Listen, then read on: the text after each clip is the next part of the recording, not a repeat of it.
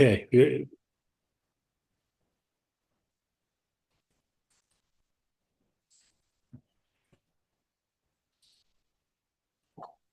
Good morning, everyone. My name is Charisa and on behalf of the Canadian Helper Society, I'm delighted to welcome you to our session on internet safety and search skills.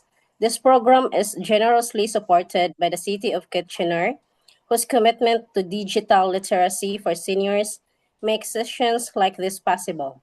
In today's increasingly digital world, the internet offers tremendous opportunities to connect with loved ones, access services, and find information. However, it also presents unique challenges and risks. Today, we'll equip you with essential skills to navigate the online world safely and confidently. You'll learn how to create strong passwords, recognize and avoid online scams, conduct effective searches, and manage your digital files with ease. We're privileged to have Dr. Hamed Vahabi leading today's session. Dr. Vahabi holds a PhD in mechanical engineering from Colorado State University and brings over 10 years of experience in professional training. As a senior engineer of GE Vernova, who has trained more than 1,000 engineers, he combines technical expertise with a passion for education and community development. So last time we didn't go through all the questions we will spend. So we get 10 minutes to answer all your questions last week. And you can ask your questions now to Dr. Vahabi and so that he can answer for 10 minutes.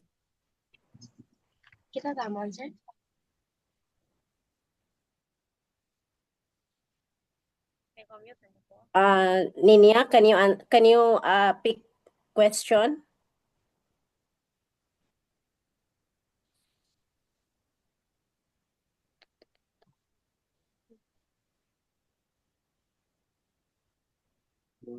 You're mute pa.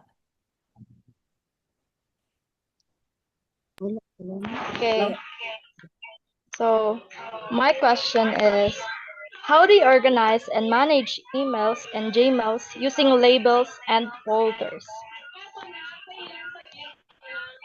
Good question. And this is more important when you're working on different subjects. Like, for example, if you're working in your company on different projects, it's good to create folders for each of the project you're working on, and then archive those emails related to the project in those folders, because in future you may need those emails, and if you delete them, I mean, it is usually not easy to recover them. So you can label them, and you can, like I said, archive them. Depends on the software you're using. Like, for example, if you're using Outlook or Gmail, both cases it is possible. Let me see if I can share the screen and show you right away.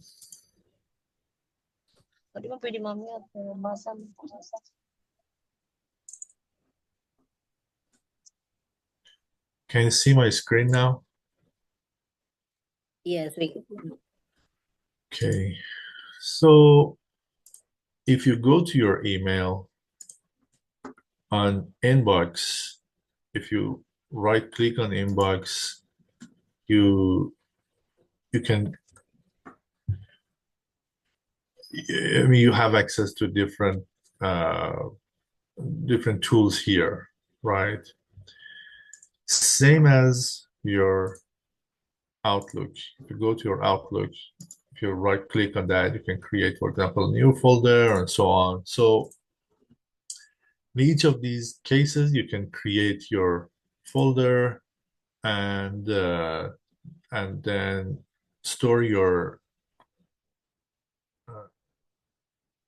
and I mean, this is a simple way also to kind of remind yourself for future work if you don't want to answer that email right away. But anyway, you can create new folder here, and then all those new folders will be stored. Let me see if I have, for example, here, for example, I have different folders, and I can store my email there. Like I said, depends on the software you're using. You can create new folder with the name you want. It is usually not limited, so it's a good practice to. Dr. Vahabi, I believe you want to show us some screen. Just we can see here another page talking about learn to access online services. It is not, I believe, Oh, what you okay. are explaining.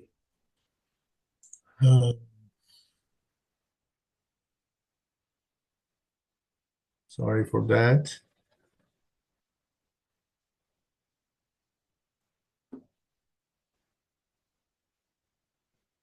So, can you see the email now? Yes, yes. Okay, so here you can, if you go to on the right and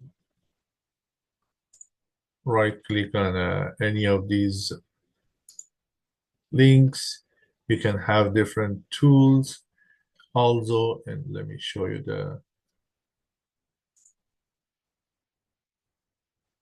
let me go to the Outlook, which is more professional.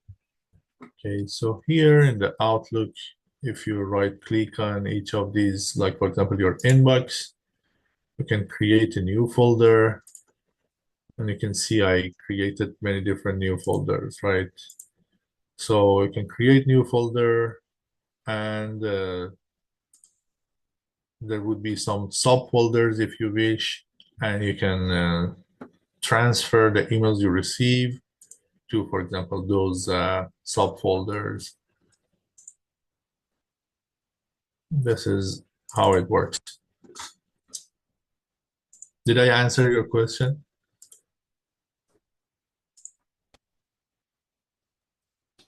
Next question, guys. Krisha.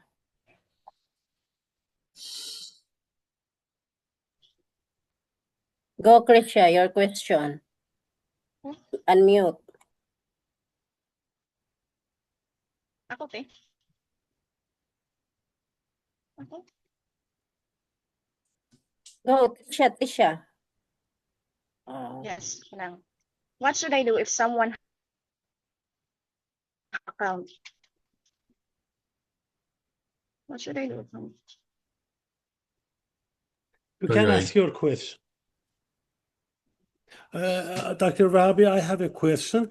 If you are creating a email, for example, for students in general, and in this software, and when email coming from a name students, it is going directly to that folder, or you have to take it to the folder?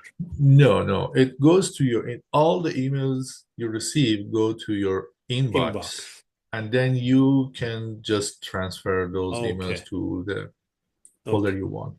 Okay. Thank you. Sure.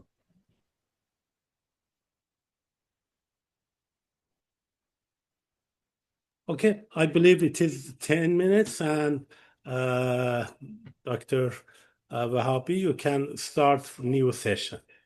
Sure. One thing about this question is, if for any reason, if you feel that there are questions that may take more than 10 minutes, if we can receive those questions through email or whatever, and if I can have access to the list of the questions, I can provide answer even before the class, send it to the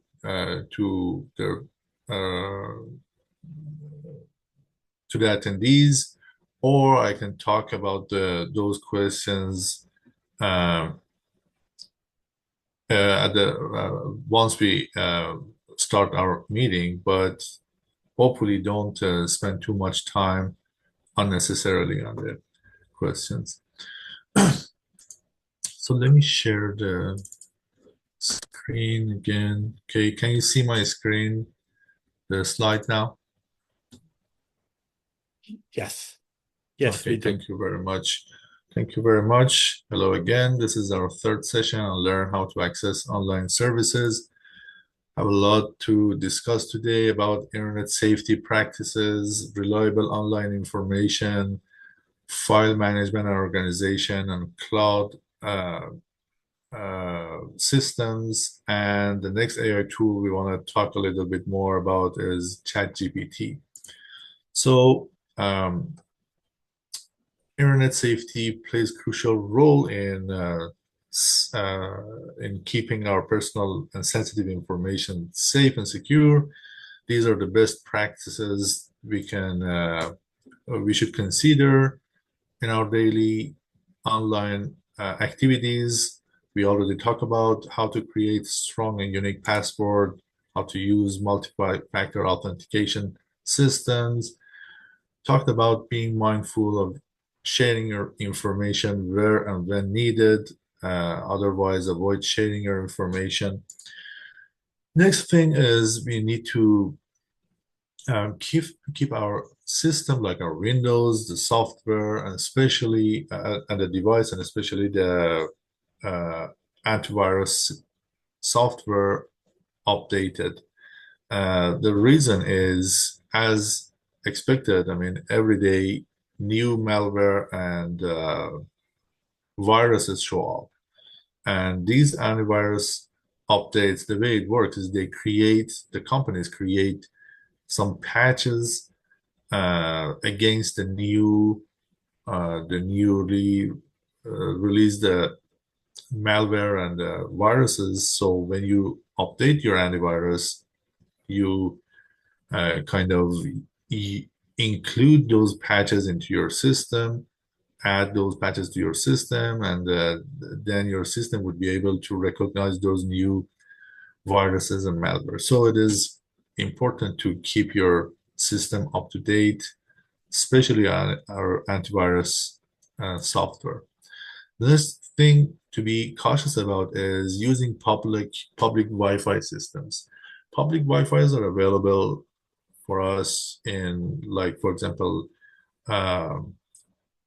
some stores and airports, what else, and healthcare clinics, and different locations, like even in university, in different locations. So most of these public Wi-Fi systems are not secure. Hackers can easily find your information and use your information that are transferred using those public Wi-Fis. So if possible, don't use public Wi-Fi. If not, and if you need to use public Wi-Fi, I strongly suggest you avoid doing some like banking activities or sharing your sensitive information like social security, bank information, credit card information, these type of sensitive information. Avoid sharing these things using public Wi-Fi. And at the end, if you need, for any reason, if you need to use public Wi-Fi for these kind of sensitive activities, consider using VPN, which encrypts your information and then transfer it through the public Wi-Fi. The next thing is we need to back up our data regularly. And the reason is there's always a chance that crash happens in our system, in our device, in our software. So if I have some backups, I mean, it protects me from repeating a lot of work that already done. The other reason could be some ransomware that cyber criminals try to find your information and get the control of your accounts and then ask you send them money or whatever to give back the control of your account. So if you have backups, then you can easily recover your information and change the password without struggling with those cyber criminals. The other thing is make sure that you're using secure networks, especially when I mean, if you have Wi-Fi at home. As soon as you set up your Wi-Fi at home, change the default password of your router and make sure that that password is not shared with others. One important thing to learn and use is how to verify website security. We'll talk about it in more detail in the next slides, but briefly, this is a URL of a company or a website, right? You have a website address, and that website address has some other pieces of information, like this https www.com. These pieces have meaning, especially this https and this backlog icon are crucial for the security of the website, and we'll discuss it in more detail, like I said. But for in any website you're using, first make sure that these pieces exist in the website URL. The other thing is we have to be aware of the suspicious links and downloads. Sometimes when we receive an email, there are some attachments, and we are encouraged or we need to download those attachments or go to some links through that email. You have to be very cautious whether it is needed to use those links, whether it is needed to download those attachments. Again, I have an example today. We'll talk about these things in an example. But these are a list of safety practices that we have to consider in our daily online, let's say, life. Okay. One important problem with online activities is phishing attempts, in which some cyber criminals try to kind of reach out to you and trick you into sharing your sensitive information with them for some reason. Okay. You need to be able to identify those phishing attempts and learn how to avoid being caught and collaborate with those cyber criminals. These are some common red flags that you have to look for. Like, for example, if there is any urgent or confusing or threatening language. For example, you receive an email which informs you, like, for example, it says, okay, this email is coming from a social security office. There is a major problem with your social security. Click on the link below, immediately, and read more about that problem with your social security. Okay, this put you under pressure that, okay, it's an urgent problem. It is confusing because it just says that there is a problem with your social security, but it doesn't provide more detail what the problem is, right? And it is a kind of threatening language that says, okay, this is a major problem, you're under trouble, you have to go to this link immediately. These type of languages is the first red flag you have to be cautious about. Don't be caught. There is no reason to be under pressure to urgently do anything, okay? Or, for example, they try to be encouraging. Like, for example, they say, okay, you are lucky, you won a prize, just go to this link as soon as possible because there are just a few prize left. And if you want to be lucky and get the prize, you have to be uh, you have to go to this link and enter your information quickly, right? Again, it feels urgent, it is confusing language, and tries to kind of put you under pressure to go to a website urgently and enter some information. These type of information, these type of messages are most likely phishing attempt. These are red flag. There is no reason to be to do anything urgently. The other thing is they request for personal information. Like I said, I mean, they say this is an email from, this is a message from Social Security. You need to enter some information. No. Or someone reach out to you and say, okay, for this reason, you registered for university. There is a problem with your registration package. I need your password, the account password to solve that problem. So give me your password. No, there is no reason to share this kind of information.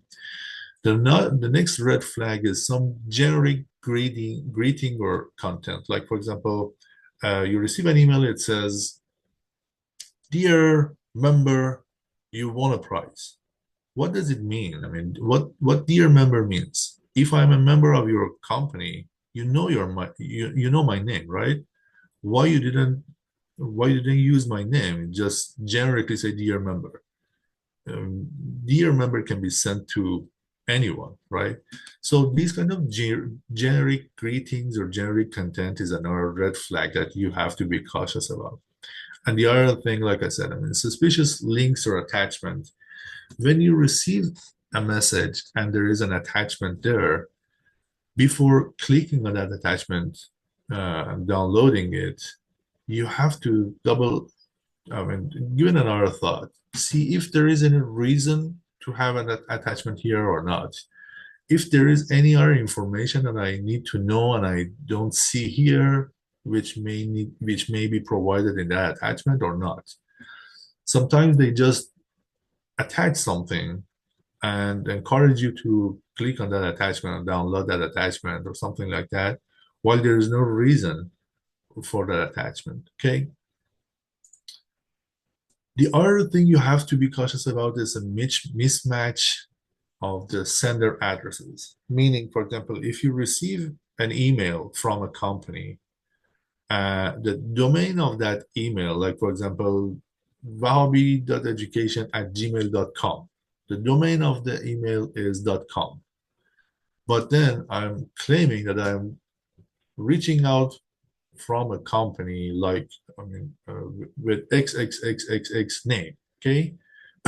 If you go to Google, search for the name of the company, you can find the website of the company and figure out that, okay, the domain of the URL of the company is, for example, .net, okay? So this is a red flag. If I'm claiming that I'm reaching out from a company, the domain type of my email and the company should be the same. Usually it should be the same. Okay, if it is not, then there is a red flag. I'll show you in an example of it. Okay. The other thing is poor grammar or spelling or design and these phishing attempts. A legitimate company usually spend good time, energy, and money to come up with good design, with professional grammar and spelling. Everything is professional. If there is something problematic in the message you're receiving or in the website you're opening, be cautious about it.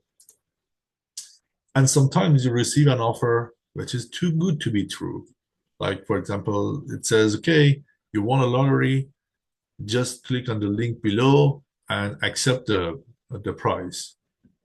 I mean, what is the lottery? I didn't even apply for a lottery. I didn't buy anything. Like, what does it mean to buy to win a lottery without buying a lottery ticket or without applying for anything. Okay, sometimes things are very, I mean, too good to be true. Or for example, it says, okay, you're lucky, you received a 90% discount because of this promotion or whatever. 90% discount seems too good to be true to me. Okay, so be cautious about these phishing attempts. Now, we learned how to figure out the phishing attempts. We need to know how to react. Okay, first, stay calm and think before clicking on anything. There, like I said, there is no reason to be in a rush. There is no reason to respond immediately to anything online. Okay. Now, before replying that message, you can verify the message independently. For example, if it claims that the message is coming from a company, just Google that company and open the website of the company. And again, like I said, look at this HTTPS, and one of these icons should be there. If you can find this HTTPS and one of these icons there, then it could be legitimate. It's not necessarily always legitimate, but that website could be legitimate. This HTTPS means when you enter information, that information is going to be encrypted and then transferred to the website. We'll talk about it more. Okay, so first, go to the website independently without clicking on that email. Google that name and then find the website, go to the website and see if this is an encrypted website or not. Then if you find, for any reason, if you find that this is a phishing attempt, there are some good way to report that phishing attempt. Like, for example, if you're working in a company or if you're in a school, you can just report it to the IT office of your company or the school. If it is a personal email, you can, like, let me share my email.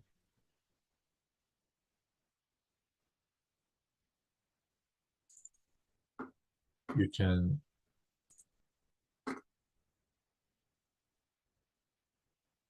for some reason I'm not seeing.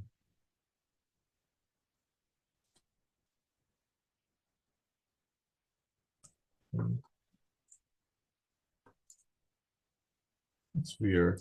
Let me go to them. Go to this email.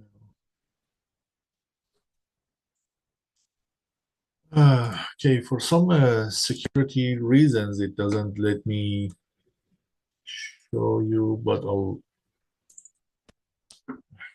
So here, okay, if you go to your email, to the email you feel that it is a phishing attempt, if you go to these vertical dots here, you have the ability to report spam or report phishing. These two features help you report that phishing attempt to Google, and then you can delete this email. Okay, so once you figure out that that email is a phishing attempt, report that attempt and then delete it. Okay, you can also block the sender as well. Let me again share the screen. If I, for example, have an email, if I go to this vertical dot, it says block. So you can block the sender and then delete that email, meaning in future you won't receive any email from that sender again. Okay. So once you make sure that there is a phishing attempt, after verification, report that attempt, and then block that email, that sender, and delete the email. Okay. And if for any reason you feel that your password is compromised, change that password in your email address, in your email account, and all other accounts that you may use that password. Like, for example, if for any reason you use that password for your banking account, change the password in that banking account as well. Now, what we learned is how to figure out whether a message, an email we received is a phishing or not. What else? If I, like, for example, if I Google something and if I find a website, how I can figure out whether that website is legitimate or fake. Okay. So the first thing is to evaluate the source and consider these items. Like, for example, if you find an article online, first look at the authority and author of that article. The question is, who created that content?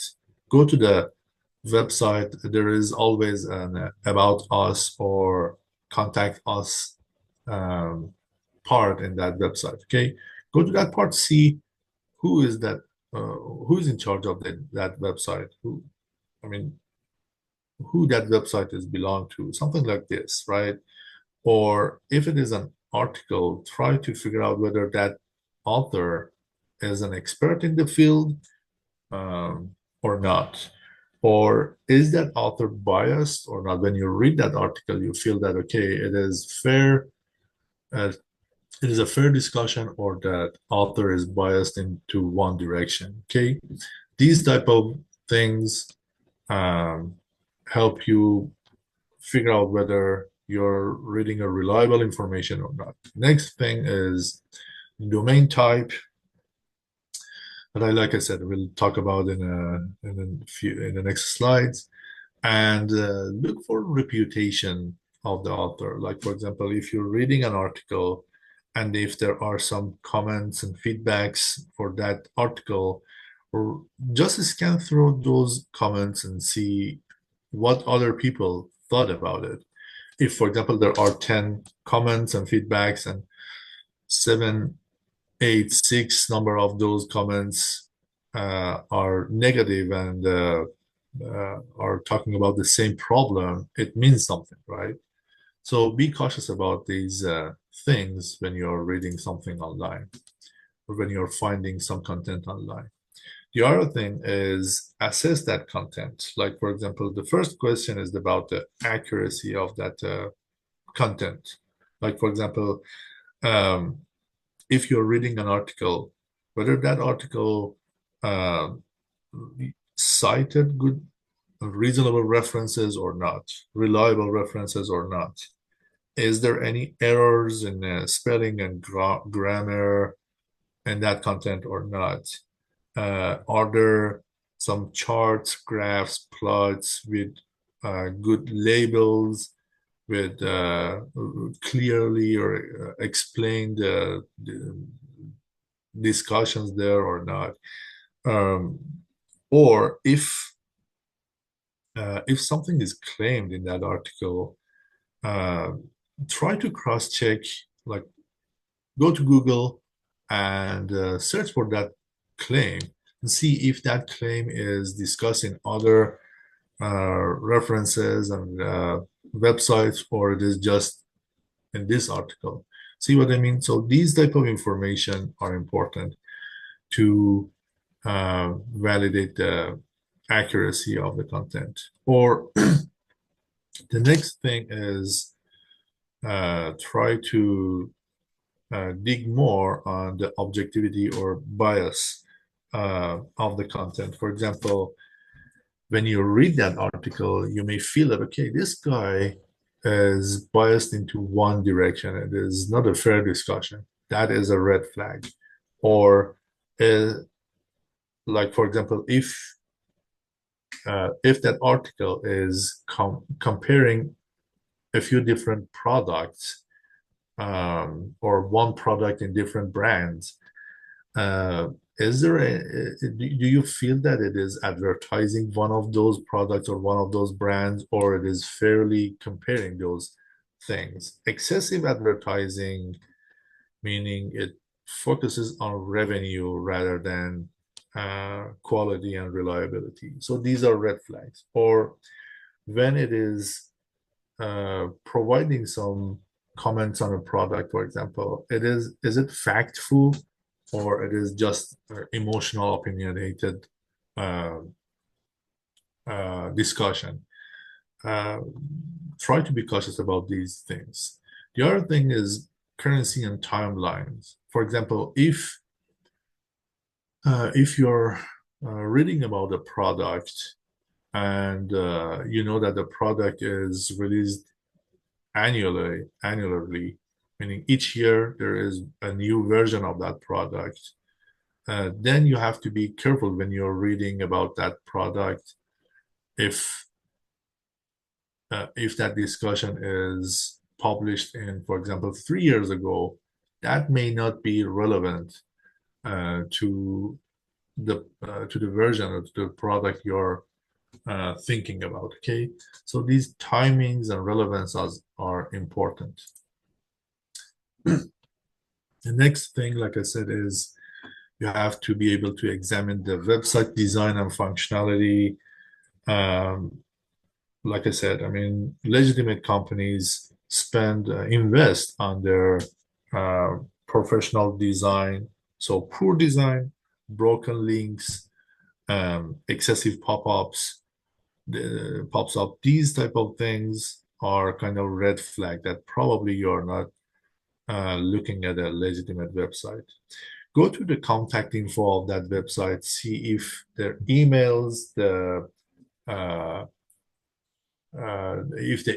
if the phone number, if the physical address of that company is provided or not. If not, there is something problematic there, because this information should be available. Or go to the, again, security connection, see if HTTPS and the padlock icon is available in the URL or not. So website talks about. And then you have some fact-checking resources as well. Like, for example, there are some websites that just try to check the content. Like, for example, if you're reading an article about politics, then just Google fact-checking politics and find a website. There are a bunch of different websites there. Go to one of those websites and use it to see if that claim is valid or not, or true or not. Or, for example, if you're reading a scientific article, again, go to Google fact-checking science. You can find fact-checking websites for focus just on science, and use it to see if what you read is accurate or correct or not. Okay. The other thing is you need to be skeptical and super skeptical of social media and viral content. This is a problem these days, that a lot of unfiltered information are kind of spread in social media without any verification. So people just share that piece of information on social media without really caring whether it is correct or not, right? So don't think that an information or content which is highly shared is true. There is no relationship between these two, right? So always try to verify before sharing anything online, and don't trust on things just because it is highly shared. If you're interested, you can look for original source. For example, if you find something online in your social media and it talks about, for example, a diet, it usually kind of summarize a reference. Okay, try to find that reference and see if that summary is correct or not. If it is, again, like I said, I mean, if that social media content is biased and just randomly refer to that reference, or it was legitimate. Try to avoid sensational headlines. Sensational headlines focuses on grabbing your attention rather than providing reliable, useful information. So if there is sensational headlines that kind of encourages you to react immediately or share it immediately, just make a pause, because most likely you may not be able to verify that piece of information. There is also a reverse image search system. Like, for example, if you Google reverse image search, it gives you a website in which you can upload an image. For example, you read something about the flooding in a city on social media, okay? Get that image, go to your Google reverse image search, and upload that image, and Google let you know whether that image is used correctly from the reference or it is manipulated by for some reason. Okay, so if it is that image is manipulated, then there is no reason to trust on that content. And it is what it is for this last part, the last item. Leveraging academic and library resources is useful for university students and researchers. There are a bunch of different resources out there, like, for example, Google Scholar, where you can find very useful information, scientific information. You can search for an item, a subject, or look for people. For example, if you know that, okay, Hamid Vahabi used to work, is a mechanical engineer working on this.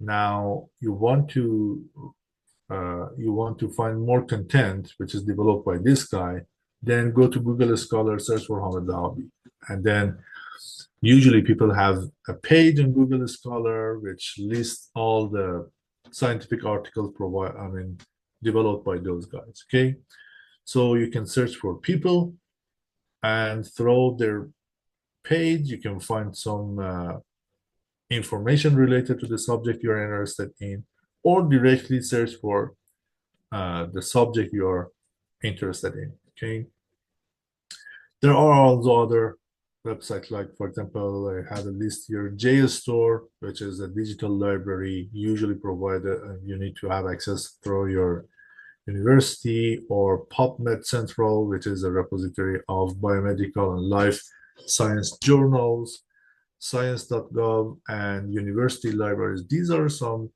very useful resources for researchers working on specific projects. Now, here's the thing. We talked about website security, right? Think of, for example, this example. This is the URL of a company you're looking at, okay?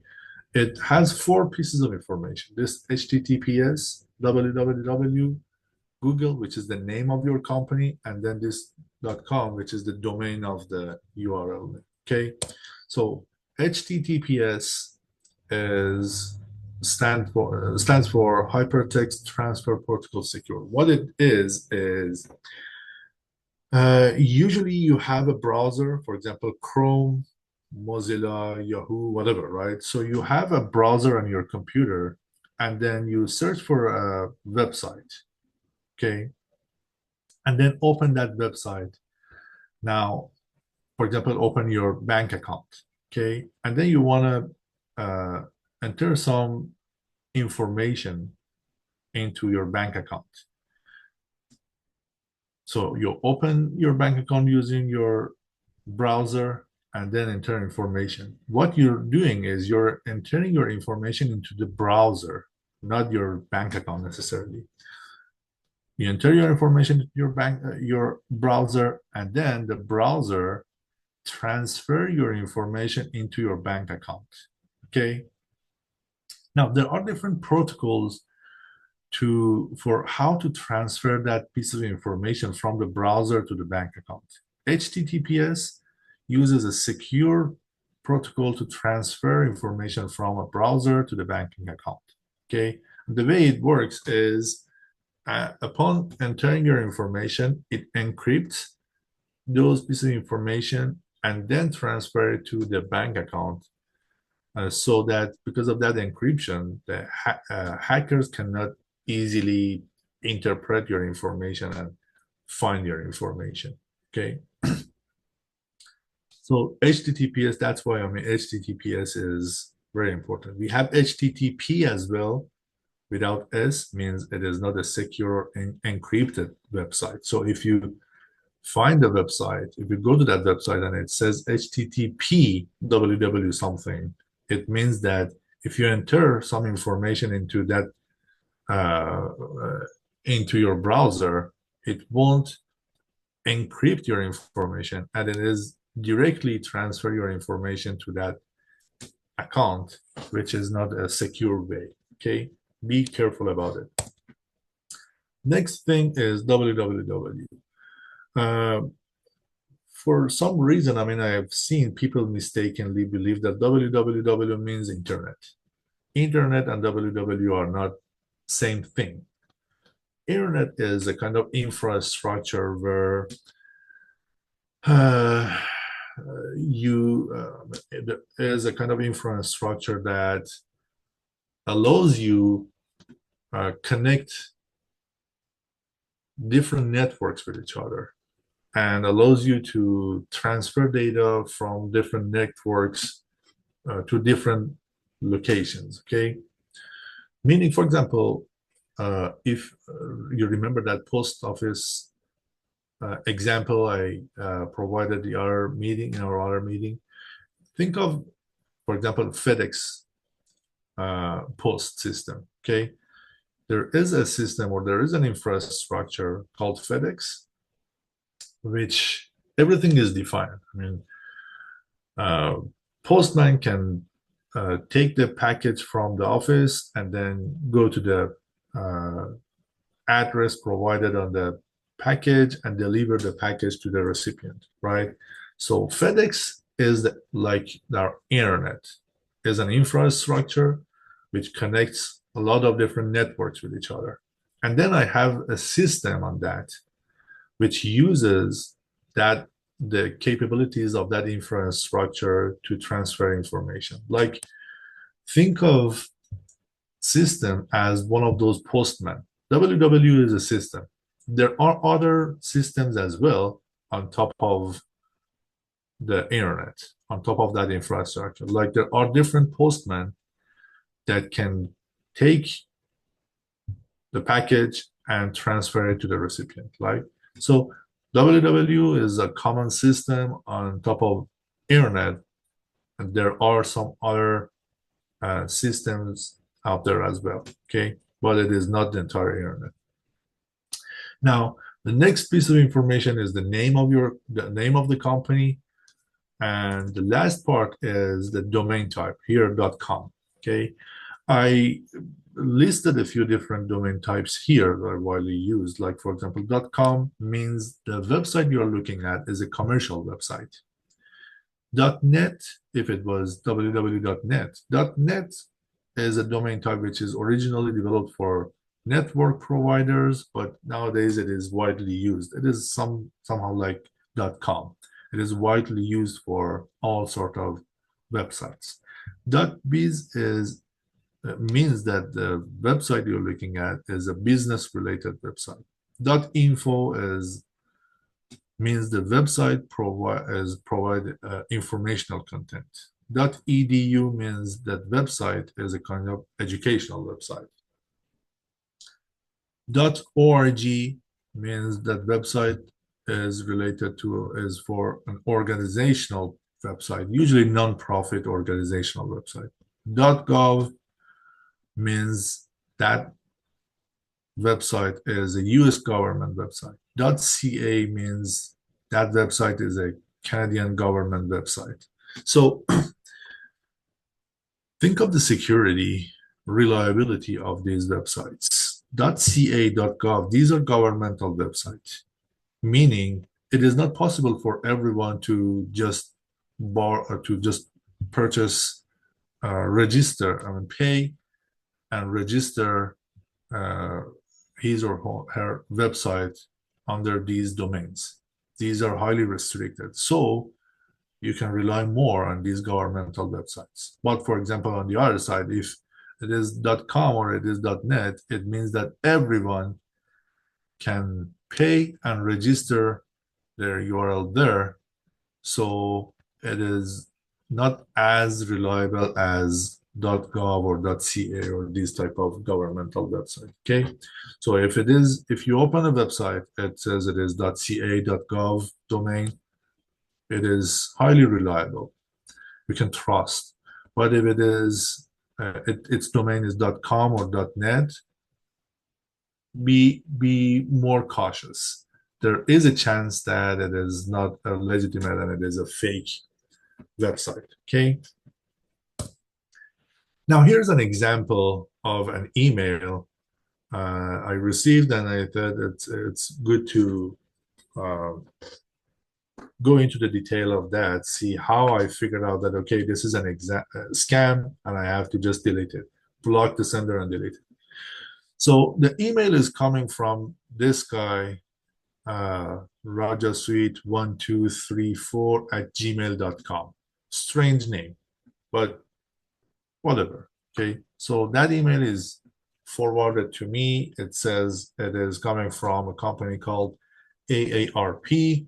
It says, "Dear AARP member," and by the way, that company AARP develops kind of health monitoring kits. Okay, so the email says, "Dear AARP member, we have a kind of special promotion for you as a member, and you can claim for this AARP health monitoring kit. Just click on this link and go to the page and claim your kit, and that's it." And also there is an attachment here. Okay, I believe that this is a scam. Why? First, based on what we just talked, it is a confusing language. It says, "Dear AARP member." The problem is, as far as I know, I'm not an AARP member. I haven't registered there. I'm not a member of AARP. So this is the first red flag. I'm not a member. It is a confusing language. Next thing is generic content, right? It says there, "Dear AARP member." If I'm the member of AARP, don't they have my name? Why they didn't use my name here, right? It is another red flag. The other thing is, if you go through the entire text, you can see that the message is not customized for a member.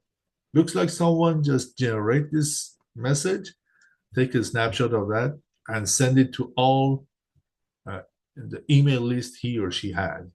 Okay, generic wording is another red flag. If it was a legitimate email, I would expect it to be more customized for myself.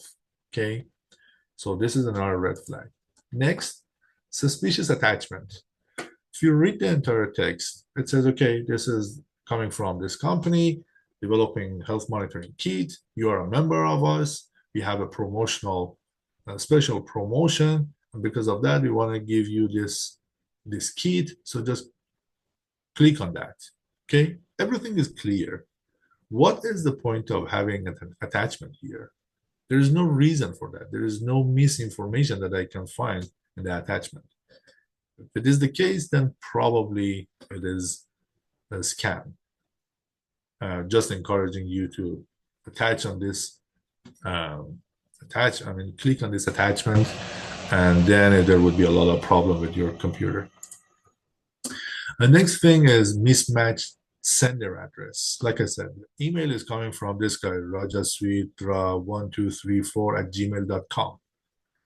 And it claims that it is coming from a company. I Googled that company.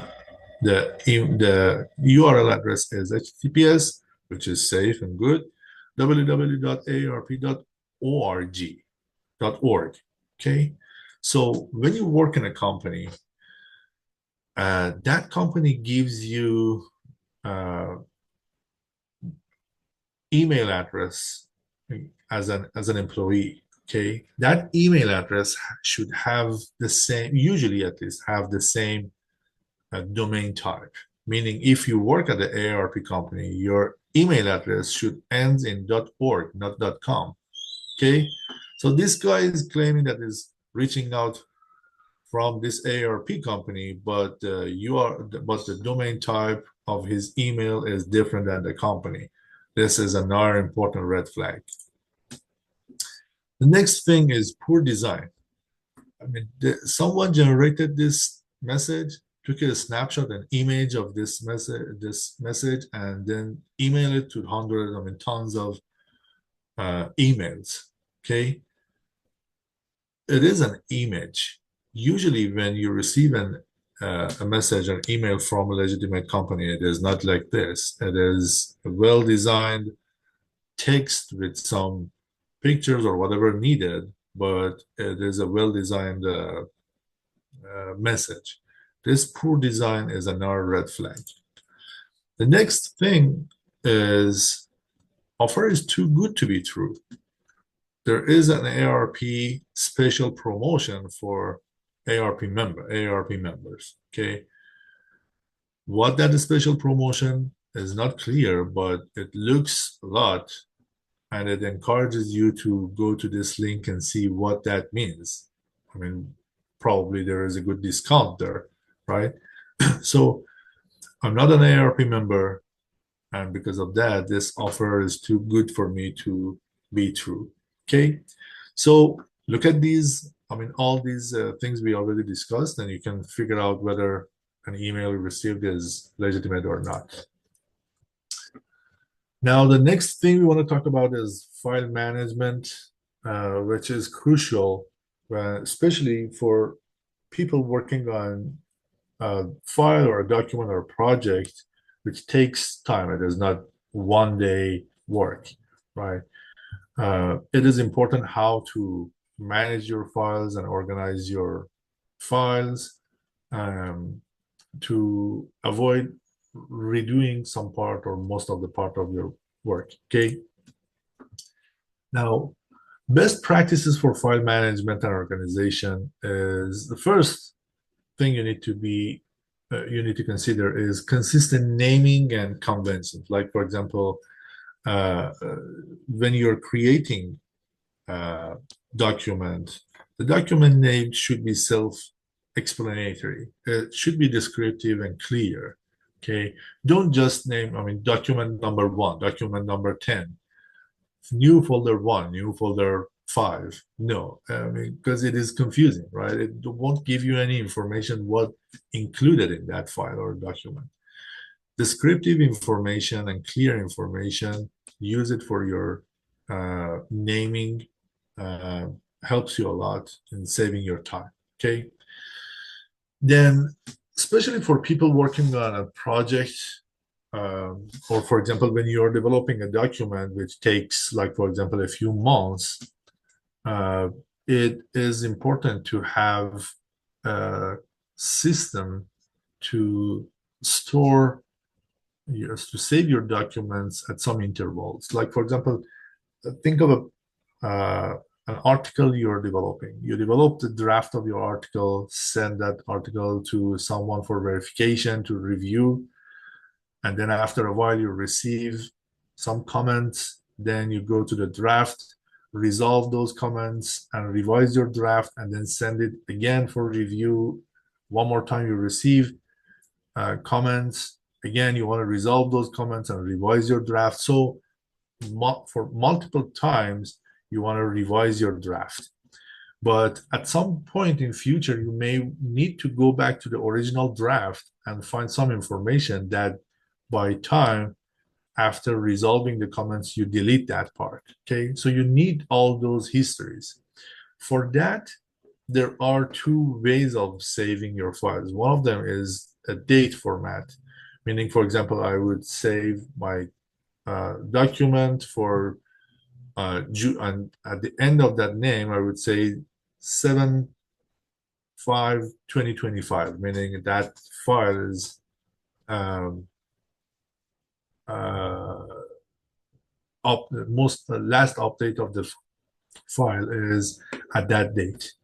So either you can use date format or version control. Like, for example, if I work on a draft, I would say, okay, this is version 0, V0. And then once I've received the comments from the reviewer and resolve it and save the document as V1, meaning version 1. Next time when I receive the comments, I change it to V2, meaning version 2. So each time I'm revising my documents, but at the same time, I'm keeping the older versions for future use, okay? Either date format or version control are highly used in companies and in projects, okay? Avoid special characters and spaces. Sometimes you can use some spell, like, for example, $sign or something like this. These signs could be used in some systems, but not in everywhere. So avoid using these special characters and try to be concise, meaning I want to be descriptive in the name of the folder, but I don't want it to be very long, okay? So try to be descriptive and concise at the same time. The other, oh, you're almost out of time. The other thing should be, good to be considered is logical folder structure. Like, for example, you're working on a company, and it is important for you, whenever you want to find something, it is important for you to go to, whenever you want to find something, you can find based on the year the project was worked on. Meaning, for example, 10 years later, you know that, okay, in 2022, I used to work in a project for that plant, okay? So if it is the case, I would create a master folder with called 2022. And then if you go to that master folder, I have a subfolder for each project I used to work in that year.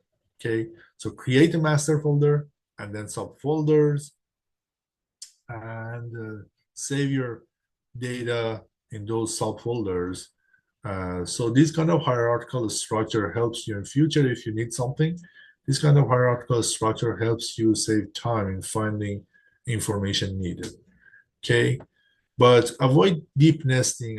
Too much subfolders, too many layers, it would be boring and confusing as well. So try to be optimized here. And then it is a good practice to regularly maintain and clean up your files and documents. Meaning, for example, usually when we finish a project, we don't have enough energy and usually time to go back to that master folder and see what folder and documents are not needed and delete them. But believe me, it is a very important practice. Once your project is done, either in the company or in your university, or even at home for your daily work, once a project is done, for example, you want to submit your tax return document this year, okay? You collect some forms, some instructions, everything, and then use them and then prepare your tax form. Okay, once you submit your tax return form, you don't need most of other files and documents like the instructions, other forms that you collected. all those things are not needed. Okay, so go back to your master folder and figure out which folder and files are not needed. Delete all those things and make it very clean and neat for your future. Okay, and I would skip these things.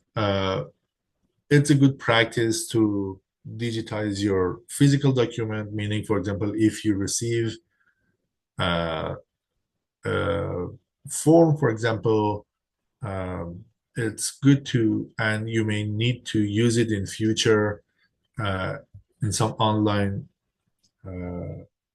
surveys, online forms. It's good to scan that form and store it in your computer. Now, there is a good capability called OCR, optical character recognition, where when you have an image, for example, you scan a form, a document, and then have an image of that form in your computer. Using an OCR software, you can change that image into a Word file, for example, or a PDF, where the text is going to be recognized. So if you have a document, an image of a document, you can use one of the OCR software and change that image document to text-based document, which can be used for searching or whatever you need in future. Okay. And the last thing I wanted to talk about today was using cloud storage, which is highly used these days, but I guess takes a lot of time for us. So I would stop here. If you have any question, I would prefer to answer the question for today. We'll follow this discussion from the cloud and then the ChatGPT next session, and start working on looking at the Kitchener municipal website, and a lot of very useful resources available there for you. That's it for now today. Thank you again for joining. If there is any question, I would be willing to answer.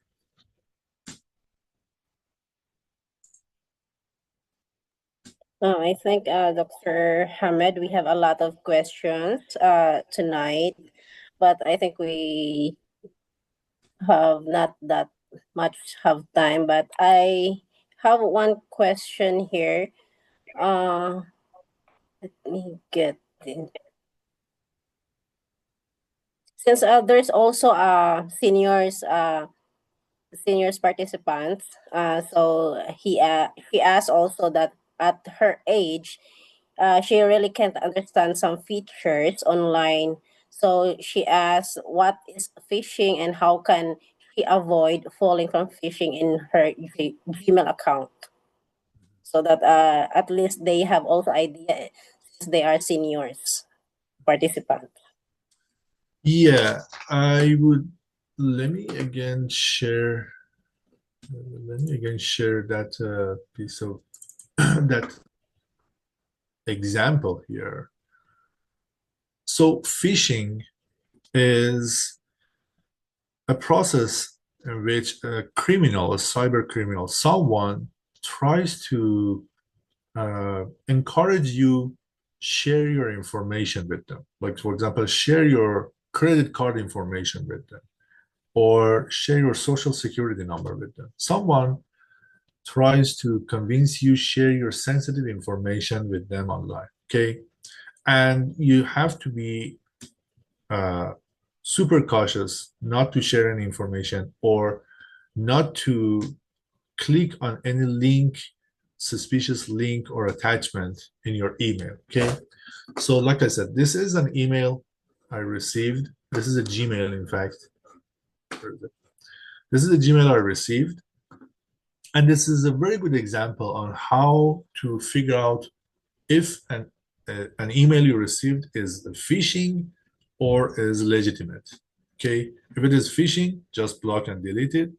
But if it is legitimate, then you can follow what they ask. Okay, Now, again, the way you can figure out whether it is phishing or not is first look at the email address and the last part, which is the domain type, and then look at the company name, and then go to Google, search for the website of the company. This is the website of the company. The domain type of the company is org. The domain type of this email that the guy sent me, this email, is .com. If these two are not the same, most likely the email you received is a scam, is a phishing attempt. Just delete it. Okay. This is one good way of recognizing a scam, a phishing attempt in your Gmail, in your email. Okay. The other thing is, like, for example, this kind of confusing language. It says, "Dear AARP member." I know that I'm not a member of AARP. When they say "Dear AARP member," I would say, okay, this is a scam because I'm not a member here. Okay. The other thing is this kind of generic content. They prepare something which is not customized for myself. I'm not seeing my name here. I'm not seeing anything that talks why I'm eligible for this promotion in ARP. You see what I mean? It is nothing customized for myself. It is a generic wording that could be sent to anyone. And this is a sign of a scam. The other thing is they offer you something which is too good to be true, like I said. For example, they say, okay, you won a prize, just click on this link to claim for that prize. What do you mean by, I mean, you won a prize? See what I mean? Or for example, they say, you won a lottery. Or they would say, because of the fact that you are a good customer of our company, we gave you, like, for example, 80%, 85% discount for this product. And this, you have a very limited time to claim for that.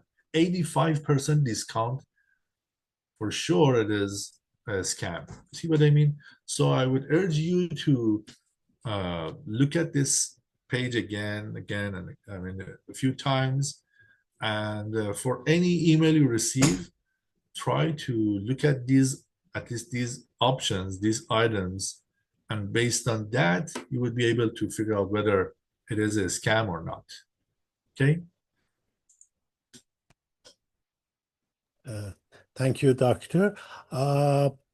We received plenty of questions, and we will choose few of them that is more important, and we will email to you, and then on the beginning of next session, you will have time to answer those questions.